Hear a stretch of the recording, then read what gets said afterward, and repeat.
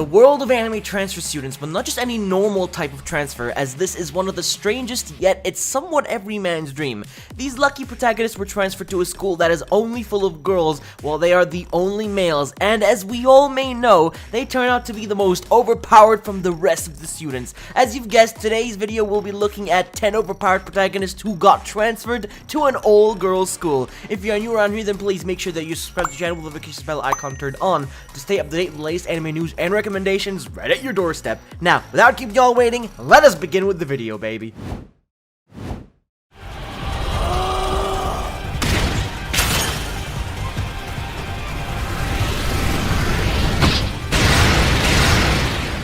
Starting this list off with an anime by the name of Armed Girls Machiavellinisim, created by both Silverlink and Connect in the year of 2017. This anime is not particularly strong in terms of plot or depth, but has a good balance of cool and stylish moments, as well as comedic and amusing moments with very likable cast of characters. The anime is trying to do two things right now, to be cool and amusing at the same time. So this school used to be mixed, but after being turned into an all-girls school, all the boys were pretty much forced to dress as girls. But that, however, doesn't stop the new transfer student and the protagonist of the series, Fudo, to not be able to change it back. If you are the best, then you have to prove that you are the best. Take down the 5 swords, get their stamps, and the school is instantly back to normal. Sounds easy, but however, it is a big challenge. However, those girls are the strongest in the academy, fearless and also ruthless, but they are in it for a surprise to what Fudo can actually do.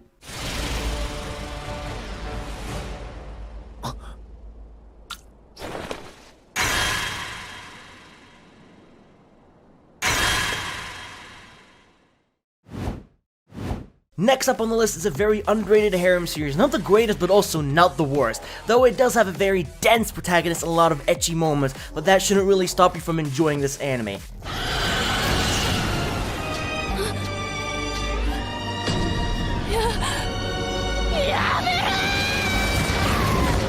This is called 100, created by Production IMS in 2016, and I personally really enjoy this anime. It was nothing special, but I never expected it to rise above my expectations for a harem anime. You know, I've always found guilty pleasure in watching magic battle school type of anime, even though they are all so very similar.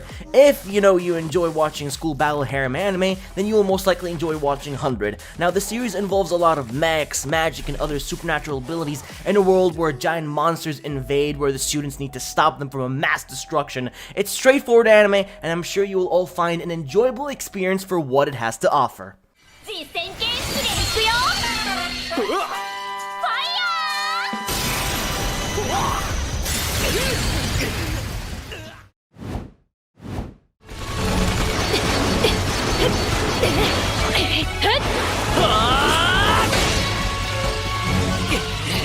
For the case of Infinite Stratos, it's probably one of the most generic harem series that you can watch, but as a person who watched so many anime for the past 8 years being only seasonal, at this point, I pretty much watch anything from good to even bad. Infinite Stratos was created by Studio 8-Bit in 2011, and this is no different from your usual harem anime. A guy gets transferred to an all-girls school, he's the only male with a powerful rare ability of being able to operate the power armors, and at this point, all the girls just fall in love with him. But there is one big issue. He is probably the most dense protagonist you will ever witness, to the point where you will get annoyed.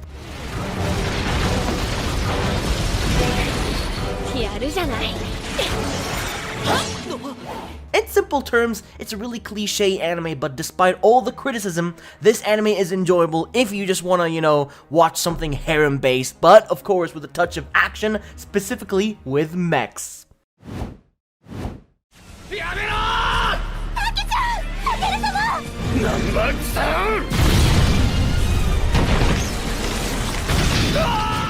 Maken-Ki is quite a classic harem series. It's great for those people out there who just happen to have a passion or adore ecchi in general. If that's the case, then this anime right here is for you. It also, as you've probably seen, been categorized as a harem anime. This anime is kind of like Sora no Otoshimono. The difference is that this character has a special traits, which you later will find out. He wants to protect all the girls, so he ends up joining the student council, in which makes sure that people don't get hurt during fights. I didn't really find the plot to be lacking really, but for this type of show, it had enough underlying plot and backstory to make sure it wasn't stale watch. From cool fights, to power awakenings, and also really cool ecchi moments, this is like your dream harem anime series that you've been searching for.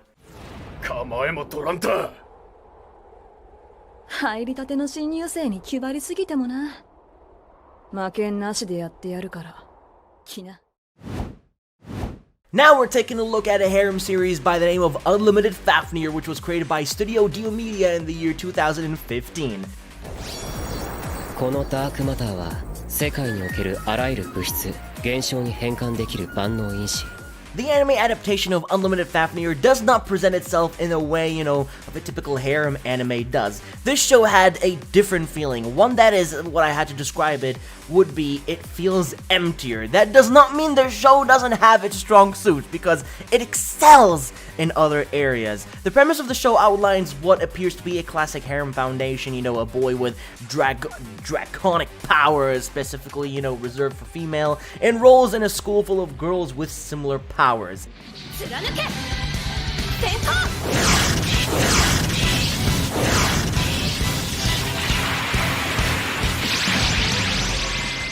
However, Unlimited Fafnir loses me with the characters and the lack of development they truly deserve, and that is what makes the show suffer quite a lot, though it is still enjoyable and I think you guys will really like it.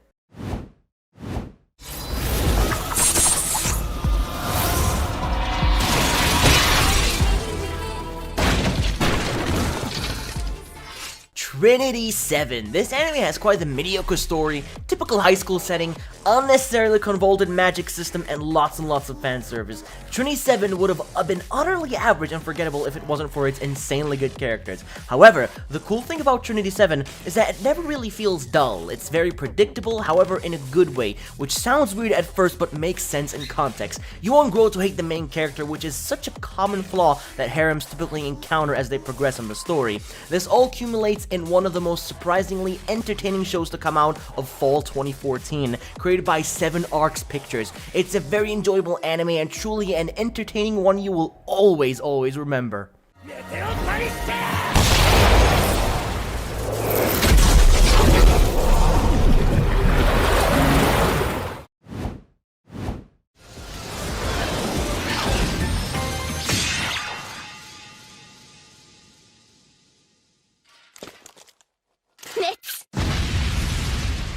Alright, now, where should I describe and begin about this anime? This is probably one of the etchiest anime you will ever encounter in the harem genre, simply due to the way the story plot works. Now, the male protagonist is the only guy in the school, of course. He has the power to charge the girls, almost like a battery for their powers, and basically the way he does it is by having a private time with them and doing wild and crazy things. It happens a lot in the show, which is why so many people just do not like this anime. Take it simply as a very cultured show with some elements of battle, but mostly consisted of what I just explained earlier. Fan service galore. Other than that, I'm not really sure what else to say about this anime, but if you do want to watch crazy moments of fan service, then this show right here is for you.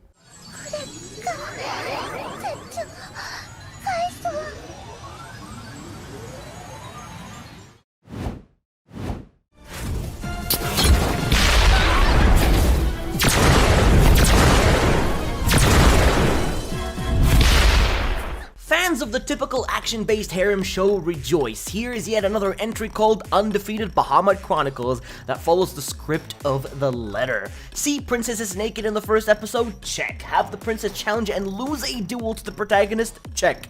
Bahamut is a mech-based semi-fantasy action-based harem that follows closely in the footsteps of shows such as, The Asterisk War or even Rakurai Kishi no Cavalry. The twist this time is that our protagonist is the disgraced prince of a former empire that was overthrown after oppressing its people too far. They call him the weakest undefeated and has now been transferred to an academy full of girls. It's not really any different from things that you've seen before, but it is still very enjoyable, this anime, a lot, despite many others not liking it. Bahamut!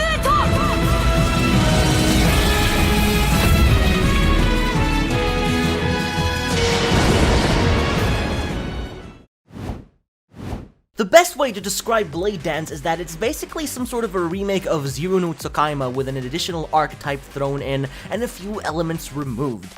だってあいつは約束してくれた。私はそんなまやかしの力はもういらない。 The show is created by Studio TNK in 2014, and it's a very standard harem, somewhat in the vein of Infinite Stratos, where the main character is the only male elementaler in a school for female elementalers. Predictably, he quickly runs into a cast of about 5 girls who all have, affections for him. What the show does well is pacing. Most harem shows, have a few episodes of pointless stalling to focus on one individual girl and pretend that they're all going to offer some sort of a romantic development.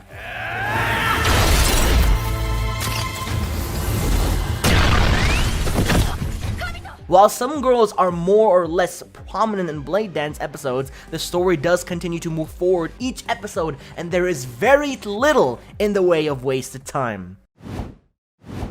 Now, finally, to end this list off, I'm recommending to all of you is Grisaia, probably one of the best harem series currently out there, due to its good story, great characters, especially how badass the protagonist is, and also the plot development.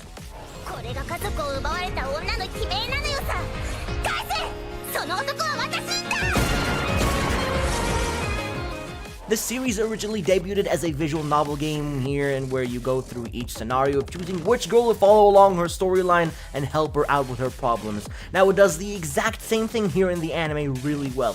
Yuji is probably one of the most exciting and best harem protagonist I have ever seen. He's not like any other harem protagonist of getting shy around girls or being dense. He's the complete opposite, a more tolerable character protagonist that you will enjoy seeing so much. Now, if you haven't seen Grisaia, I highly recommend it.